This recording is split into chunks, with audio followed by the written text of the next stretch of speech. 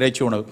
இதில் இது நல்லது கெட்டது, இறைச்சி மிக கெடுது, வெஜிடேரியன் நல்லது அப்படியெல்லாம் முழுக்க முழுக்க சமூகம் திணித்த ஒரு விஷயம் தானே ஒழிய அறிவியல் திணித்த விஷயம் கிடையாது.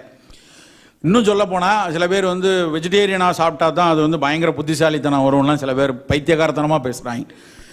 உண்மையிலே நோபல் பரிசு வாங்கின 99.9% மக்கள் மாட்டிறைச்சி சாப்பிட்டவங்க தான். ஸோ இறைச்சி எந்த விதத்திலும் கேடான ஒரு விஷயம் இல்லை. இறைச்சிக்கான தேர்வில் இன்றைக்கு நிறைய அதுக்குள்ளேயும் வணிகம் போய் உட்கார்ந்துருக்கு. நம்ம இன்னைக்கு பிராய்லர் கோழியை எடுத்துக்கலாமே.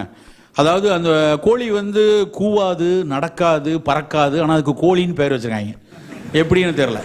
அப்படியே 65-70 நாள் ஒரு பிராய்லருக்குள்ளே வச்சு அடைச்சி அதனுடைய சதைப்பகுதி வீங்க வேண்டும் என்பதற்காக அதுக்கு செலுத்தப்படக்கூடிய ஊட்டச்சத்துக்கள் ஏராளம். அதை விட மோசமான விஷயம், நம்ம வீட்டில் நம்ம பிள்ளைக்கு அடிக்கடி சளி இருமல் பிடிக்குது அப்படின்னா